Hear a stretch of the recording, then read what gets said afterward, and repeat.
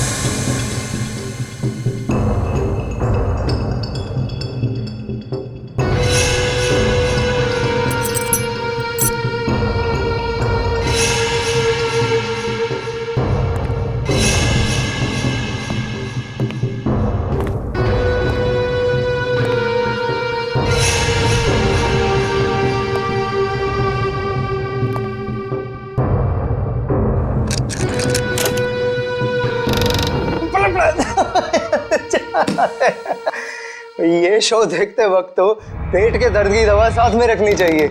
हंसते हंसते पेट दर्द हो गया।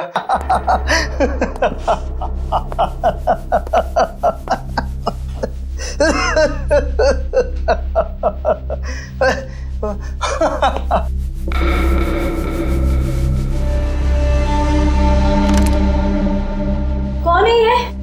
प्रमोद, कौन है ये? बहुत खुशकिस्मत हो तुम। मौत से कुछ पल पहले इतनी हंसी और इतनी खुशी हर किसी को नसीब नहीं होती। कौन हो तुम? अंदर कैसे आए?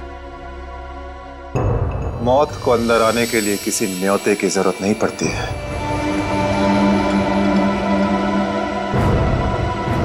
ये क्या कर रहे हो? मैंने क्या बिगाड़ा तुम्हारा? तो रुक जरा, पुलिस को।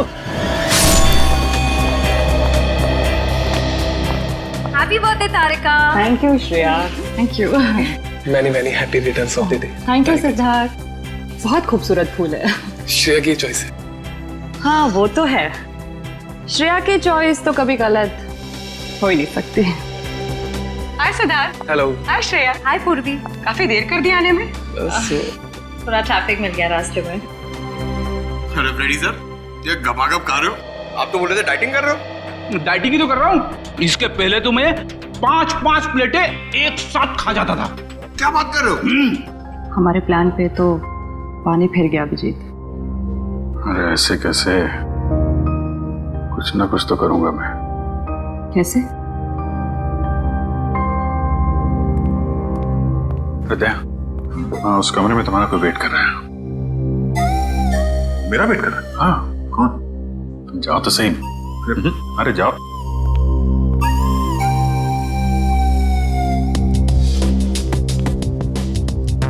हे सिद्धार्थ, वो तुम्हें मेरी जासूसी नॉवेल्स की कलेक्शन देखनी थी ना? चलो दिखाती हूँ। चलो श्रेया। अरे कभी तो श्रेया को अकेले छोड़ो। ऐसी कोई बात नहीं है ना? चलो। इट्स ओके सिद्धार्थ, जाओ तो। चलो।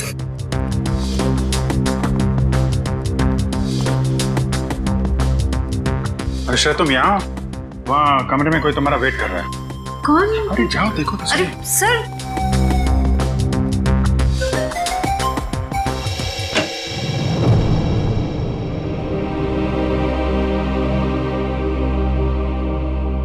श्रेया, अच्छा किया तुम सिद्धार्थ को अपने साथ यहाँ ले आई। I am very sorry. उस दिन मैंने आपके साथ बहुत बुरा बिहेव किया था।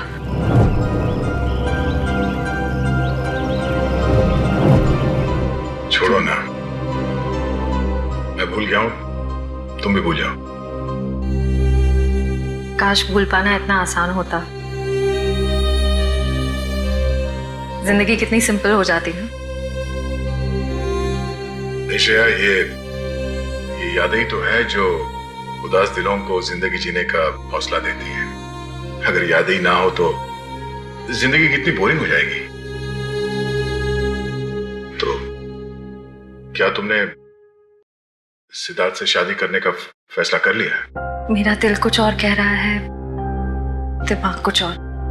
मैं जानता हूँ श्रेया, हमारे काम में हम दिल की नहीं दिमाग की सोचते हैं, मगर एक बार सीआईडी ऑफिसर ने एक आम लड़की की तरह सोचो, दिल का इस्तेमाल करो, उसकी आवाज सुनो। मेरे दिल में तो एक ही इंसान का नाम गूंजता रहता है और वो नाम है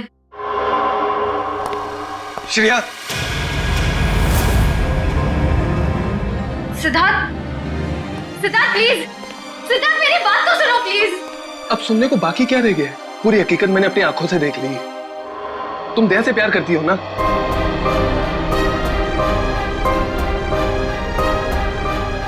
सिद्धार्थ, मैं इस बारे में तुमसे बात करने वाली थी। की क्यों नहीं? सिद्धार्थ, काम इतना होता है, मौका ही नहीं मिला मुझे। मौका नहीं मिला? I just can't believe I heard that. Siddharth please मेरी बात तो सुनो। ये इतना आसान नहीं होंगे।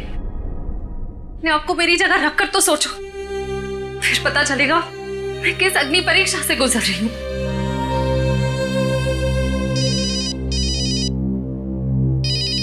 हेलो, कौन? सर, दोनों पति पत्नी थे, प्रमोद और शांति। सर, हमने कभी सपने में भी नहीं सोचा था कि हमारे होटल में ऐसा कुछ होगा। एक मिनट, आप बाहर खड़े रहिए।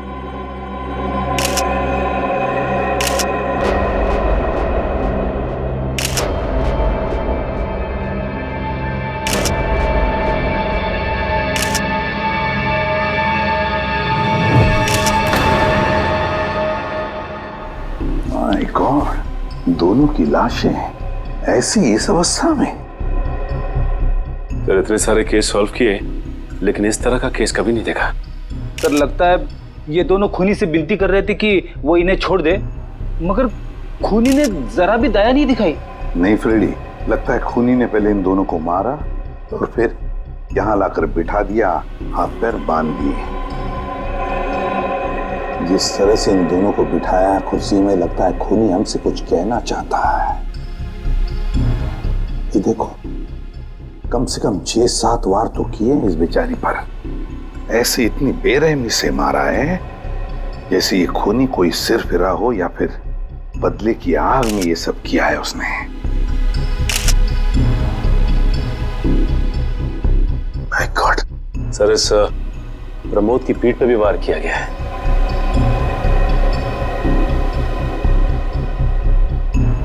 क्या हुआ? सर, इसकी सांसें चल रही है, जिंदा ही। प्रमोद जिंदा है? तुम्हें जल्दी से इसे हॉस्पिटल ले जाओ, इसका जिंदा रहना बहुत जरूरी है। संभाल के, सुन के चल। आजा।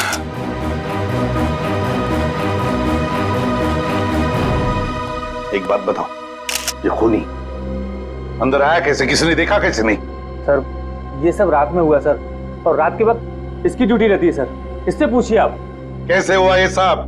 सर, कुछ देर के लिए मेरी आंख लग गई थी रिसेप्शन डेस्क के ऊपर। तुम्हें शर्म नहीं आती ये कहते हुए कि तुम्हारी आंख लगी थी ड्यूटी पर?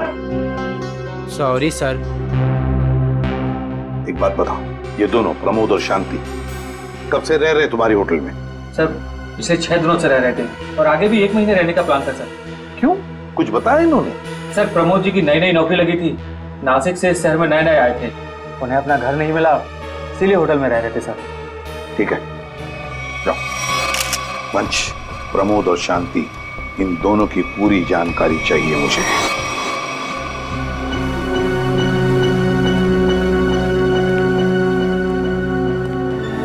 हाँ सचिन, ये प्रमोद कैसा है? सर, डॉक्टर ने ऑपरेशन शुरू कर दिया है, थोड़ी देर में पता चल जाएगा सर। लगता है सचिन, ये खूनी शांति को ही मारने आया था, प्रमोद को नहीं।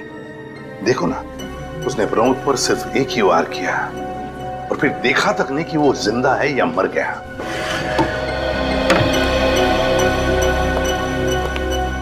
डॉक्टर साहब, कैसा है प्रमोद? हमने प्रमोद को बचा तो लिया है, मगर मगर क्या? वो कोमा में चले गए हैं। कोमा में? लेकिन डॉक्टर साहब, प्रमोद को होश तो आ जाएगा ना? हम तो अपनी तरफ से पूरी कोशिश करेंगे, मगर कुछ कहा नहीं जा सकता। Thank you. कुछ भी हो, प्रमोद होश में आना ही चाहिए। खूनी को सिर्फ प्रमोद ने ही देखा है। डॉक्टर साहब, शांति की लाश से कुछ पता चला? दया, मौत की वजह तो तुम लोगों को क्राइम स्पॉट पे ही पता चल गई होगी। पेट पर चाकू के इतने सारे घाव हैं, उसी की वजह से मौत होगी बेचारे की। हाँ, वो तो हमें पता चल गया था। उसके अलावा कुछ और? हाँ, एक खास बात। 2 महीने पहले इसका किडनी का ऑपरेशन हुआ था। ये देखो, इसमें फोटो है। किडनी का ऑपरेशन? वंश, पता करो शहर के किस हॉस्पिटल में शांति के किडनी का ऑपरेशन हुआ था। जैसे और सर, वो क्राइम सीन पे जो खून मिला था वो शांति और प्रमोद का ही है। खूनी ने खून करने से पहले एक एक कदम फूंक फूंक कर रखा है। हाँ, काफी प्लानिंग की है खूनी ने इस जुर्म को अंजाम देने के लिए।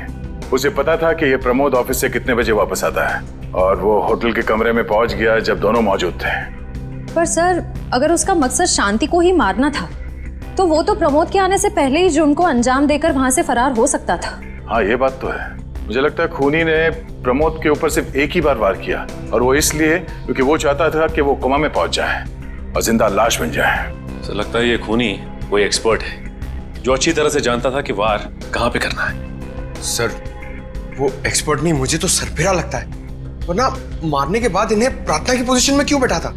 कोई तो गहरा कारण है सबके पीछे जो इस खूनी के अतीत से जुड़ा हुआ है।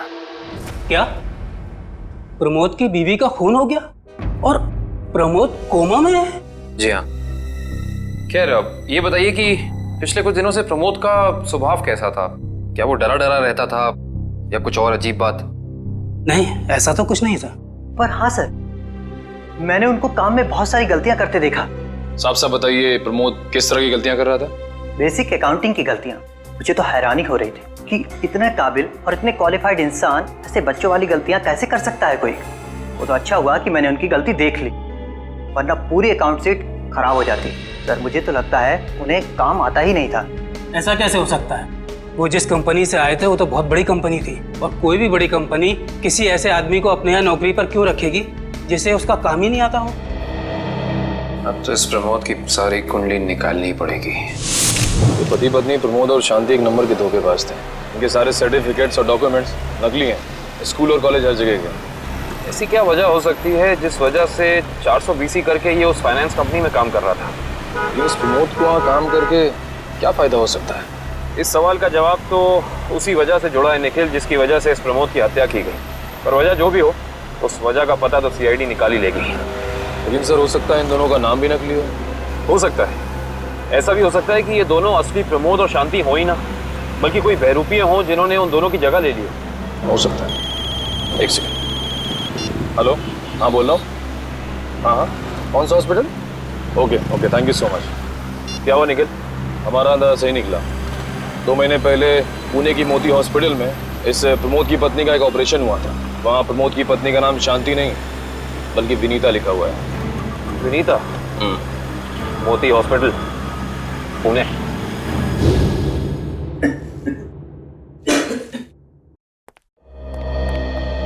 एक्सक्यूज मी, एक वक्त पे सिर्फ एक ही मरीज अंदर आएगा?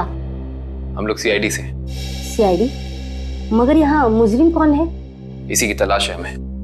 एक्चुअली आपके हॉस्पिटल में 2 महीने पहले एक ऑपरेशन हुआ था, उसी के बारे में कुछ जानकारी चाहिए हमें। किसका ऑपरेशन? ये दोनों आपकी हॉस्पिटल में आए थे? ये तो मिसेस विनीता कुमार हैं। हाँ, मिसेस विनीता कुमार। और ये इनके पति, इनकी मौत हो गई? जी हाँ, विनीता कुमार का खून हो चुका है और उनके पति प्रमोद अब कोमा में है। डॉक्टर, ये बताइए कि मिसेस विनीता कुमार ने किडनी का ऑपरेशन कराया था ना? जी हाँ। हम उसके मेडिकल रिपोर्ट्स देख सकते हैं? यहाँ पे तो पति का नाम त्रिलोक कुमार लिखा है। मतलब त्रिलोक बन गया प्रमोद और विनीता बन गई शांति। इस पेपर में उनके घर का एड्रेस लिखा हुआ है। चल के पता करें, शायद कुछ पता चल जाए। नहीं निखिल, कोई फायदा नहीं होगा। इनकी पहचानों की तरह इनका एड्रेस भी नकली होगा, देखना। हाँ, हमने इन्हें ऑपरेशन के कुछ रिपोर्ट्स कोरियर की थी, मगर वो कोरियर वापस आ गए थे। डॉक्टर, ये बताइए कि इन्होंने ऑपरेशन का पेमेंट कैश में की थी या चेक से या किसी कार्ड से? इंश्योरेंस के जरिए। इंश्योरेंस? उस इंश्योरेंस कंपनी के कोई कागजात, कोई डॉक्यूमेंट्स हैं आपके पास? हाँ, इसी फाइल में होंगे। गुड।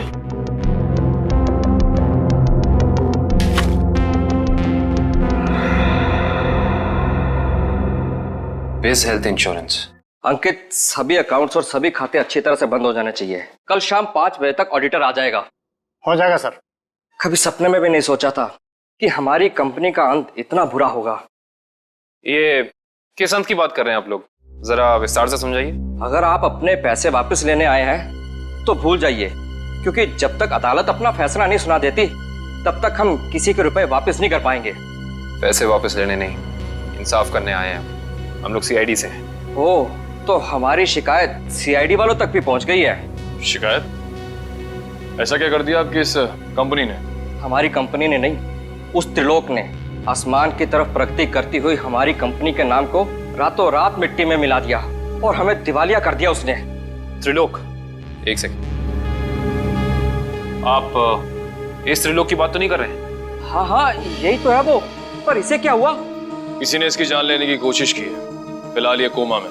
ये तो होना ही था, इतने लोगों को जो धोखा दिया इसने। किस धोखे की बात कर रहे हैं? हमारी कंपनी के क्लाइंट्स को झूठे सपने दिखाकर कहा कि सबके पैसे एक ही महीने में 2 गुना कर दूंगा, पर सबके पैसे बटोरकर 9 तो 11 हो गया वो। और क्लाइंट हमारी कंपनी से पैसे वापस मांग रहे हैं। बैंकक्रप्ट हो गया। इतने सालों से कंपनी की बनी बनाई इज्जत मिट्टी में मिल गई। खोए हुए पैसे और खोई हुई इज्जत तो फिर से कमाई जा सकती है, पर खोई हुई जान तो वापस नहीं आ सकती ना। क्या त्रिलोक ने किसी की जान भी ली है? हाँ, हमारी कंपनी के सीईओ अनुज जी, जो कि सदमे को बर्दाश्त नहीं कर पाए और दिल का दौरा पड़ने से उनकी मौत हो गई। कहीं ये सारा हमला अनुज जी का कोई करीबी तो नहीं कर रहा है, अनुज जी की मौत का बदला लेने के लिए? हो सकता है। अनुज जी के परिवार में कौन कौन है? उनकी पत्नी सुधा, जो कि अभी सदमे में है, और उनका बेटा विक्की। विक्की? इस विक्की का फोन नंबर दीजिए जरा। विक्की के फोन का सिग्नल यहीं आसपास बता रहा है, मूविंग है। अच्छा, अभी भी मागाधीर रोड की तरफ मुड़ा है। मागाधीर?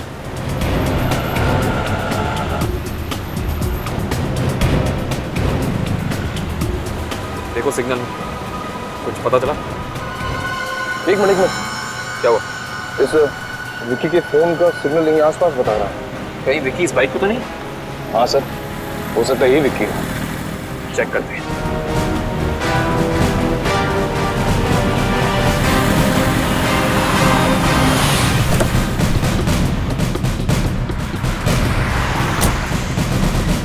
सुनो भाई साहब, तुम ही विक्की हो?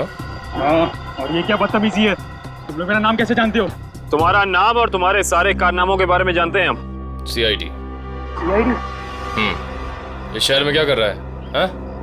कुछ काम था, और तुम लोग मेरा पीछा क्यों कर रहे हो? बकवास बंद कर। दो खून करके भाग रहा हो, कह रहा है सीआईडी पीछा क्यों कर रही है? मैंने कोई खून नहीं किया है। अच्छा, त्रिलोक और विनीता का खून नहीं किया तुमने? What?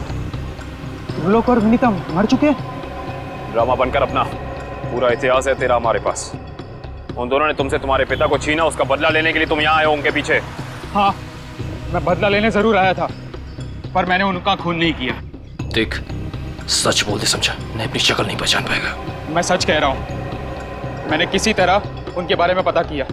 मैं उनके होटल भी गया था, मगर जैसे मैं उनके कमरे की तरफ जा रहा था, मैंने उनके कमरे में एक आदमी को जाते हुए देखा। कौन सा आदमी था वो? उसके चेहरे को ठीक से देख नहीं पाया मैं। तुम्हें जो भी याद है, जितना भी याद है, साफ साफ बताओ। कद लगभग 6 फीट, ओवरकोट पहना हुआ था उसने, और उसके बाल लंबे थे यहाँ तक। हाँ, और उसने एलिगेटर शूज पहने हुए थे। Alligator shoes?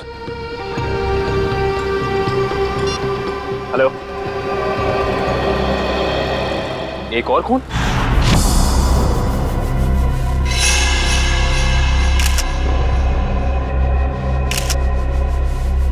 लाश ऐसे अजीब ढंग से क्यों बैठा है? कमाल है सर, पिछले वाले केस में खूनी ने उन दोनों को होटल में चाकू मारकर प्रार्थना वाली पोजीशन में बैठाया था, और इसे गोली मार के इस तरह से। लगता है दोनों का खूनी एक ही है। गोली सीधे माथे के बीचों बीच मारी है। अगर ये सीरियल किलर होता तो इसे भी चाकू से मारता सर, क्योंकि विनीता को उसने चाकू से मारा था, इसे तो गोली मारी। हाँ, मगर लाशों को ऐसे एक ही ढंग से बिठाना क्या दो अलग अलग खूनी करेंगे?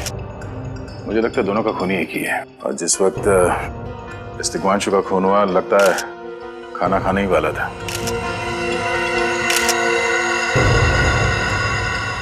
तो यहाँ पे दूसरी प्लेट भी पड़ी है।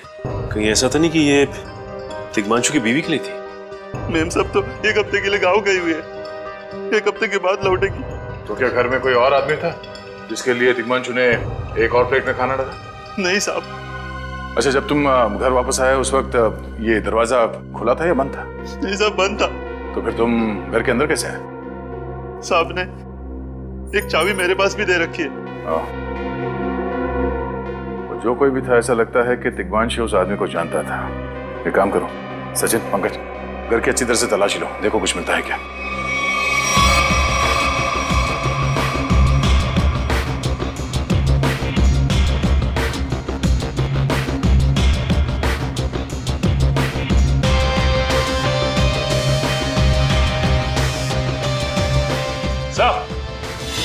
हाँ सचिन, हाँ सचिन, ये देखिए सर, यहाँ से शीशा निकाला गया है, चिटकनी खोली गई है और यहाँ से बाहर जाने का रास्ता भी है। मतलब कोई अंदर यहाँ इस खिड़की से आया था? सर, लेकिन इस घर में तो सेफ्टी अलार्म भी है सर। अगर यहाँ से कोई अंदर आया है तो सेफ्टी अलार्म बजना चाहिए था और सिक्योरिटी गार्ड को भी अंदर आना चाहिए था। अब इसका जवाब तो सिक्योरिटी गार्ड ही देगा।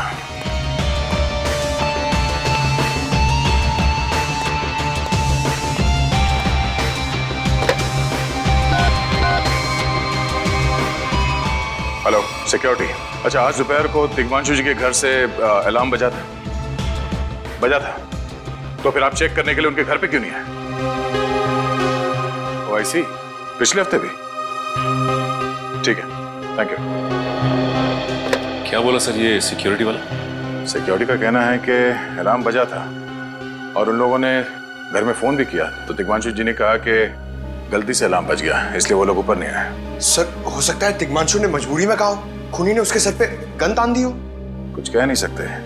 बात करते वक्त अगर थोड़ी सी भी टेंशन हो आवाज में तो ये सिक्योरिटी वाले तुरंत भाप लेते हैं। दरअसल पिछले हफ्ते भी तिग्मांशु के घर से अलार्म बजा था और जब सिक्योरिटी वालों ने फोन किया था तो तिग्मांशु ने यही कहा था कि गलती से बच गया। सर, ये खूनी काफी चालाक लगता है, खेल खेल रहा है। देखते हैं, जरा देखो इस घर में कुछ और मिलता है क्या। खूनी ने कोई ना कोई सुराग जरूर छोड़ा होगा, चेक करो।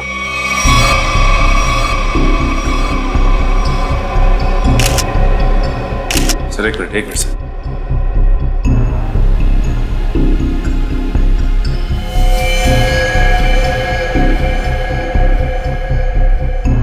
ये देखिए सर, खून। खून यहाँ कैसे? कहीं खूनी का तो नहीं है खून? ये तो डॉक्टर सालों के ही बताएंगे। वो खून किसका है ये अभी पता चल जाएगा। तारिक आती होगी रिपोर्ट लेकर के। डॉक्टर साहब, इस तिग्मांशु के बारे में कुछ और पता चला? हाँ। वो कैसे? इसे गोली मारने से पहले बेहोश किया गया था। क्या? इसे बेहोश किया था? इसके खून में मुझे एक खास किस्म की दवाई के अंश मिले हैं जो अक्सर इंसान को बेहोश करने के लिए दी जाती है, और वो दवाई से इंजेक्शन के जरिए दी गई थी। ये देखो। सर, बहुत ही अजीब बात है। अगर खूनी इसे मारना चाहता था तो सीधा गोली मारकर इसका काम तमाम कर सकता था। फिर ये जहर की दवाई क्यों दी होगी? और सर एक और बात पता चली, तिग्मांशु जिस हालात में हमें मरा हुआ मिला था वो एंशिएंट कल्चर के हिसाब से प्रार्थना करने की पोजीशन, खाना खाने से पहले। तो फिर तो शांति और तिग्मांशु दोनों का खूनी एक ही आदमी है। एक खूनी के लिए ये हत्याएं जुर्म नहीं, एक जश्न है। इसलिए उसने टेबल पे ये प्लेटें सजाई, उसमें खाना रखा, एक अपने लिए और एक तिग्मांशु के लिए। और सर, तिग्मांशु को प्रार्थना की पोजीशन में बैठा के उसने गोली मार दी। सर, मैंने कहा था ना, ये खूनी एकदम सरफिरा है सर। हाँ सर, लगता है ये खूनी अपने आप को बहुत शक्तिशाली महसूस करता है। जिस वक्त इन सब की गर्दनें झुकी होती हैं उसके सामने, उसे आनंद आता है। नहीं सचिन, खूनी का मकसद लोगों को अपने सामने झुकाना नहीं, बल्कि अपने लिए प्रार्थना करवाना था। क्या मतलब? ये रही उस खून की रिपोर्ट। ये खून ना ही तिग्मांशु का है और ना ही उसके घर वालों का। ये खून उस खूनी का ही है। खूनी का? मगर वहां तो हाथापाई के कोई निशान नहीं मिले और उस जगह को देख के ऐसा लगा भी नहीं कि तिग्मांशु ने सेल्फ डिफेंस में खूनी के ऊपर हमला किया होगा। वो इसलिए दया क्योंकि ये खून खूनी ने अपने मुंह से थूका था। हमें इसके खून में से इसके सलाइवा के कुछ अंश भी मिले। उसकी तबीयत खराब है क्या? हाँ, वो बीमार है। उसके खून में एथिमोलाइसिन नाम की दवाई का अंश मिले हैं और उसका कीमोथेरेपी हुआ था। इसका मतलब उसे कैंसर है, ब्रेन का कैंसर, लास्ट स्टेज का ब्रेन कैंसर। इसीलिए वो लोगों से अपने लिए प्रार्थना करवा रहा है ताकि उसकी बीमारी ठीक हो जाए। हमारे क्रिमिनल डेटाबेस में चेक करो, पता करो ये कोई पुराना पापी तो नहीं है। नहीं सर, उस खूनी का हमारे क्रिमिनल डेटाबेस में कोई रिकॉर्ड नहीं है। कोई इतिहास नहीं है? नहीं सर। सर तिग्मांशु की पूरी कुंडली निकाल के लाओ सर। प्रमोद की तरह इसकी पहचान भी नकली है। व्हाट? हाँ सर, ये देखिए, उसका असली नाम राकेश है और जिस तरह प्रमोद को 420 की आदत थी, ठीक उसी तरह राकेश भी भोली भाली लड़कियों को फंसाता था शादी के झांसे में। कई लड़कियों ने आत्महत्या की है इस तिग्मांशु और राकेश के चक्कर में।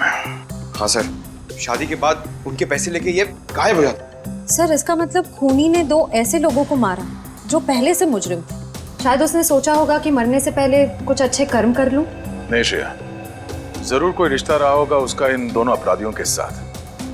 पता करो इन दोनों अपराधियों का केस किस पुलिस स्टेशन में फाइल किया गया था? सर, ब्रेन कैंसर के जितने भी पेशेंट्स हैं शहर में, उन सबकी लिस्ट मिल गई है सर। कुल मिला के ऐसे 50 पेशेंट्स हैं, जिसमें से 10 पेशेंट्स ऐसे हैं जो कैंसर की लास्ट स्टेज पे हैं। उनमें से 4 औरतें हैं, बचे 6। हाँ सर, और इन 6 में से 4 ऐसे हैं जो 70 साल से ऊपर के बुजुर्ग हैं। अब बचे 2, ये उदय और भानु। तुम इन दोनों से मिले? हाँ सर, ये उदय 6 महीने से हॉस्पिटल में है। और भानु? भानु सर 1 महीने से हैदराबाद में। ये कैसे हो सकता है सचिन? अगर वो मुजरिम इसी शहर में है तो कहीं ना उसका इलाज चल रहा होगा ना कहीं से वो दवाई खरीदता होगा। वांची सर, इस शहर में जितने भी केमिस्ट है जहाँ पे ब्रेन कैंसर की दवाइयाँ बेची जाती है, उन सब की लिस्ट चाहिए मुझे। सब पता चल गया। त्रिलोक और राकेश दोनों के खिलाफ एक ही थाने में केसेस दर्ज किए गए थे, जगतपुरी थाने। इस केस का पूरा इतिहास जगतपुरी थाने से ही पता चलेगा। Excuse me. यस। आपकी दुकान पे ब्रेन कैंसर की दवाइयाँ बेची जाती हैं? जी हाँ, हमारी दुकान उन चुनिंदा दुकानों में से है जहाँ ये दवाई आपको मिलेगी। वैसे ये दवाइयाँ बहुत कम लोग खरीदते होंगे नहीं? जी, बहुत महंगी है एक्चुअली। अच्छा, जो लोग ये दवाइयाँ खरीदते हैं उनकी लिस्ट मिल सकती है हमें?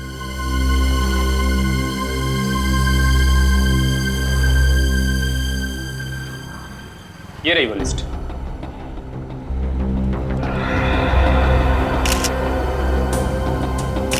तपन, उदय और नितिन, ये तीनों लोग तो उस मरीज की लिस्ट में थे। अच्छा, आपको पूरा यकीन है कि इनके अलावा और कोई नहीं आता ये दवाई लेने के लिए? जी नहीं, लेकिन हो सकता है कोई गैर कानूनी तरीके से ये दवाई खरीद रहा हो। ये दवाइयाँ काफ़ी महंगी है ना, आम आदमी इसका खर्चा नहीं उठा सकता। अच्छा, आप किसी ऐसे आदमी को जानते हैं जो ये गैर कानूनी काम करता है? एक आदमी है, आंद्रे नाम है उसका। प्यार से लोग उसे एंडी कहते हैं। ये जो ज्वाला रोड पे पब्लिक पार्क है ना, अक्सर वहीं मिलता है। कांस्टेबल सुनील? Yes sir. आप सीआईडी से ही हैं ना? हाँ, हमारी बात शायद आप ही से हुई थी। साहब बताइए, कांस्टेबल सुनील आपके लिए क्या कर सकता है? सुनील जी, हाल फिलहाल में इस रिकॉर्ड रूम में कोई चोरी वगैरह हुई थी क्या? चोरी नहीं तो सर, अब यहाँ भला कोई चोरी कैसे करेगा? सुनील, फिर आप एक हेल्प कर सकते हैं हमारी। हमें 2 मुजरिमों की फाइल चाहिए। एक का नाम है त्रिलोक कुमार और दूसरे का राकेश भिवेन। 1 मिनट सर, क्या नाम बोले? राकेश? राकेश भिवेन।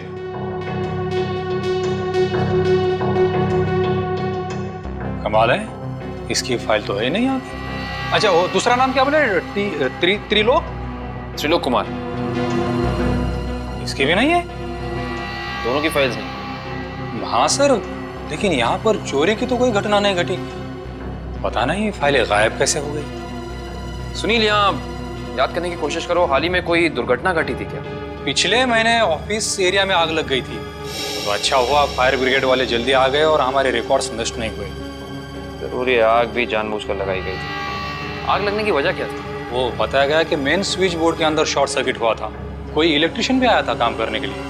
जरूर वहीं छेड़छाड़ की गई है। उस इलेक्ट्रिशियन का कोई आता, कोई पता, कोई कांटेक्ट है? दूसरे कांस्टेबल के पास था, लेकिन वो तो रिटायर होके गांव चले गए। हाँ, कोई बात नहीं। सुनील, एक काम करिए, आप चेक करके बताइए कि और किन किन मुजरिमों की फाइल्स यहाँ से गायब हुई हैं। Okay sir. पता तो चले आखिर अगला शिकार है कौन इस अनोखे खूनी का। ये ले पैसे। अरे ये दवाइयाँ तो असली है ना। अरे अंकल जी, ये जो शक की बीमारी है ना, कैंसर से भी ज्यादा खतरनाक है। अगर आपको यकीन नहीं है कि ये दवाई असली है या नहीं, तो खुद जाकर दुकान से क्यों नहीं खरीद लेते? अरे तुम तो बुरा मान गए, मैं तो बस ऐसे ही पूछ रहा था, मेरा मतलब वो नहीं। जानते हो, इस तरह से दवाइयाँ बेचना और खरीदना दोनों गैर कानूनी है। बाकी तुम्हारा कोई फायदा नहीं है। मैंने सुना था कि सीआईडी बड़े बड़े केस हैंडल करता है। मैं तो छोटा मोटा चोर हूँ, जाने दो ना साहब। हाँ मिस्टर छोटे चोर, ये बताओ कि तुम्हारे पास से ये दवाइयाँ खरीदने के लिए कोई ऐसा आदमी आता था जो 6 फीट लंबा था और लंबे लंबे बाल थे उसके, और वो एलिगेटर वाले शूज पहनता था? हाँ, वही जो आगे से नुकीला होता है। हाँ, आया था चिराग। आप लोग चिराग को ढूंढ रहे हो? हाँ। कहाँ मिलेगा ये चिराग? चिराग? लगता है चिराग घर पर नहीं है। कमरे अच्छी तरह से चेक करो, देखो कुछ मिलता है क्या। पंकज, कंप्यूटर चेक करो।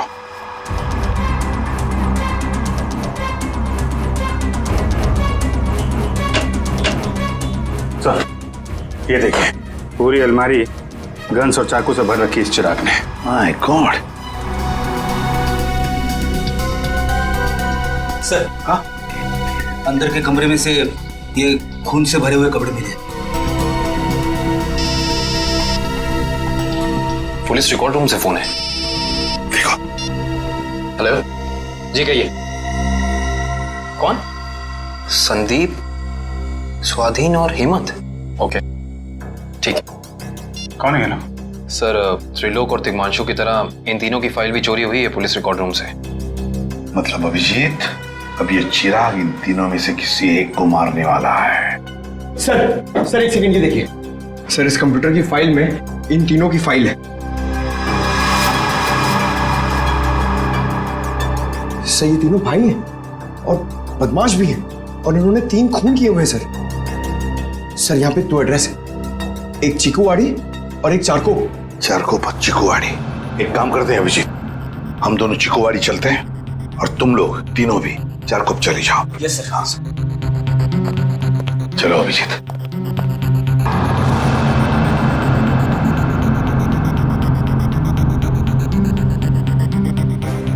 क्या हुआ सर? अभिजीत, ये पेन, ये मेरा पेन है अभिजीत। आपका पेन? यहाँ पे कैसे सर? ये पेन मैंने जग्गा को दिया था, जग्गा को। जग्गा सर? वो आपका खबरी? हाँ अभिजीत, मेरा खबरी।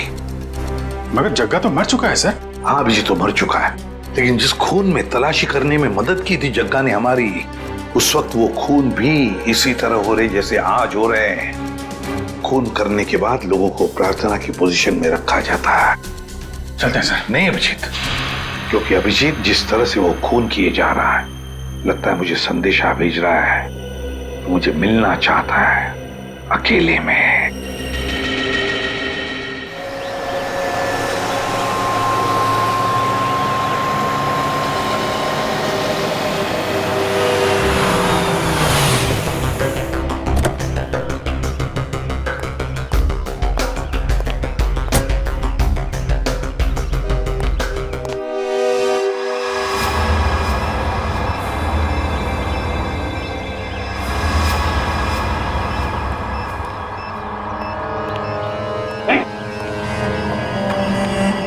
प्लीज हमें बचा लीजिए, ये सिर्फ हमें मार डालेगा।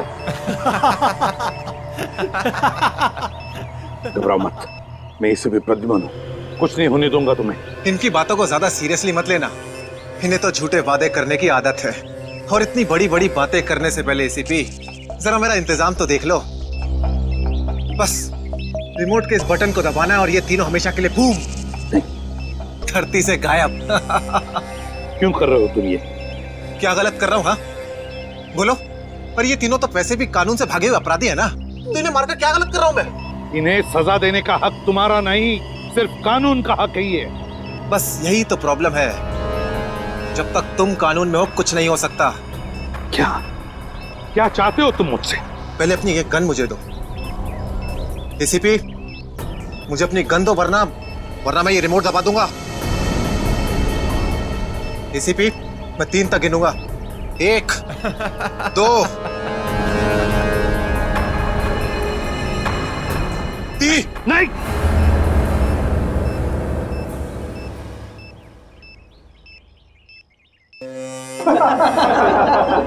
बहुत अच्छे, बहुत अच्छे। तो तुम जानना चाहते थे ना कि मैं तुमसे नफरत क्यों करता हूँ? हाँ। जग्गा खबरी का नाम ध्यान है? याद है मुझे। मैं उन्हीं का बेटा हूँ। पता चल चुका था मुझे। एसीपी, तुमने मेरे पिताजी से वादा किया था ना कि तुम उनका बाल भी बाका नहीं होने दोगे। फिर क्यों नहीं बचा सके उन्हें? बोलो। देखो चिराग, तुम्हारे पिताजी की मौत का बोझ आज भी मेरे दिल पर है। बंद करो ये तुम्हारा नाटक। उस वक्त कहाँ थे तुम जब मेरे पिताजी की मौत के बाद मैं और मेरी माँ दर दर की ठोकरें खा रही थी? खाने के पैसे तक नहीं थे हमारे पास। तो तुम मेरे पास चले आते, मैं कुछ मदद कर सकता था तुम्हारी। क्या कर लेते तुम? हाँ, सिवाय झूठे वादों के। तुम्हें पता है एसीपी, मुझे कैंसर है, आखिरी स्टेज। और ये इसीलिए क्योंकि मेरी माँ के पास पैसे नहीं थे मेरे इलाज के लिए। मैं तुम्हारा दुख समझ सकता हूँ चिराग, तुम्हारी तकलीफ समझ सकता हूँ, मगर इन तीनों ने क्या बिगाड़ा है तुम्हारा? तुम इन तीनों की जान बचाना चाहते हो? हाँ। तो तुम्हें अपनी बलि देनी होगी। क्या मतलब? मतलब तुम इस बिल्डिंग से छलांग लगानी होगी, ताकि फिर कोई जग्गा खबरी सीआईडी का शिकार ना बने।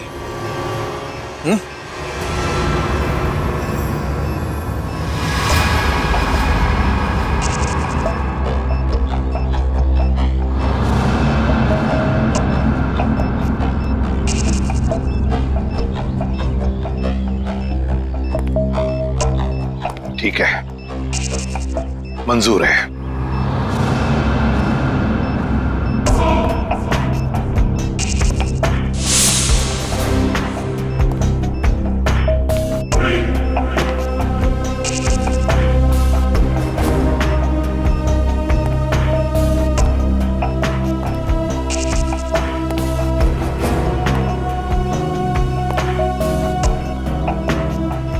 चढ़ो एसीपी, चढ़ो।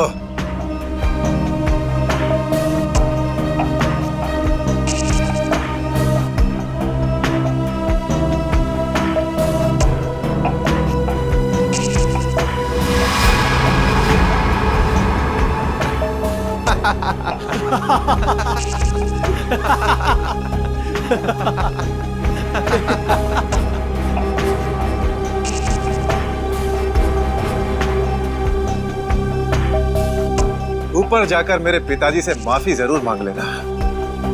क्या हुआ? मौत को इतना नजदीक देखने से पांव कांपने लगे? एसीपी आज तक अपनी मौत को अपनी हथेली पर लेकर ही चला है, समझे? मौत से कभी डरा नहीं है वो। इतनी बड़ी बड़ी बातें, अब बातों का वक्त नहीं है, अब एक्शन का वक्त है। कूदो एसीपी, छलांग लगाओ और अपनी ये बेहतरीन जिंदगी को अलविदा कह दो। चलो।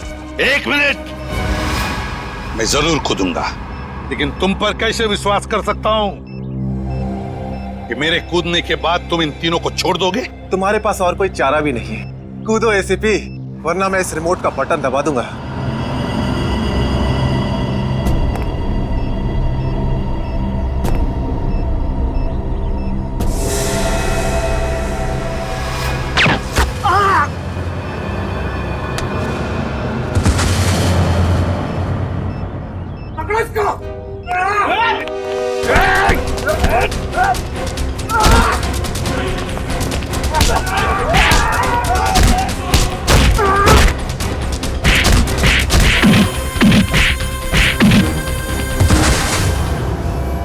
बस मिस्टर चिराग, बहुत चला लिया न्याय की अदालत। सीआईडी का काम सीआईडी को सौंप दो। रेडी? पंकज, उन तीनों के शरीर से बॉम्ब हटा दो, संभाल के। और तुम मेरे दोस्त, मेरा खबरी जग्गा के बेटे लगते ही नहीं, उस बेचारे ने तो अपनी जान कुर्बान की हमारी मदद करने में, कानून की मदद करने में। मगर तुम, लानत है तुम पर, जैसे घटिया काम करने निकले थे। 2 खून किए तुमने। तुम्हें तो शायद फांसी ही होगी, फांसी।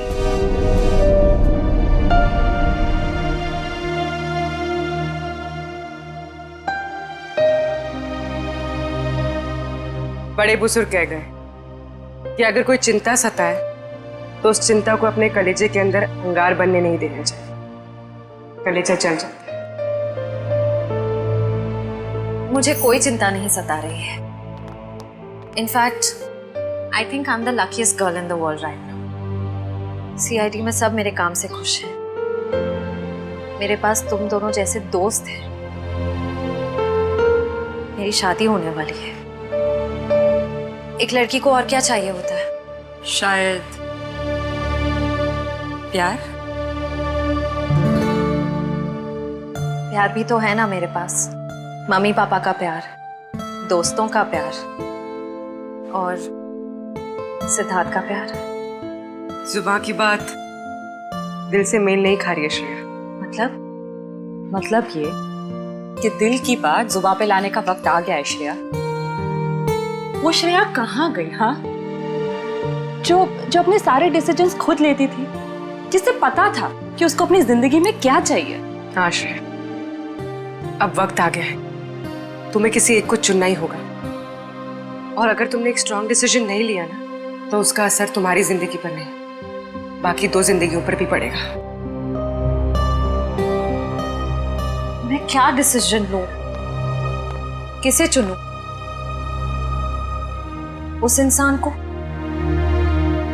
जिसे मैं बहुत प्यार करती हूँ, पर उन्होंने कभी अपने प्यार का इजहार नहीं किया, या शायद वो मुझसे प्यार करते ही नहीं, या फिर उस इंसान को जो मुझसे बहुत प्यार करता है, मुझे पलकों पर बैठा कर रखता है। मगर यहाँ पे इम्पोर्टेंट सवाल ये है कि तुम किससे प्यार करती हो? नहीं तारिका, यहाँ ये बात इम्पोर्टेंट है कि अब मैं पीछे नहीं हट सकती। मेरे किसी भी डिसीजन से ना सिर्फ सिद्धार्थ को, बल्कि उसकी और मेरी फैमिली को बहुत दुख होगा। बच्चों जैसी बातें मत करो श्रेया। हर माँ बाप चाहते हैं कि उनके बच्चे को जिंदगी की हर खुशी मिले। तुम सिद्धार्थ के साथ खुश नहीं रह पाई तो क्या अंकल आंटी खुश रह पाएंगे? और अगर तुम खुश नहीं रही तो क्या सिद्धार्थ खुश रह पाएगा? तुम्हारा एक कदम श्रेया बहुत सारी जिंदगियों को अफेक्ट करेगा। तुम बस दिल से काम लो। देखो, दिल हमेशा सही रास्ता दिखाता है। ठीक है, अब से मैं अपने दिल की बात सुनूंगी। अगर मैं किसी भी कदम पर कमजोर पड़ जाऊं तो तुम दोनों को मुझे सही रास्ता दिखाना होगा।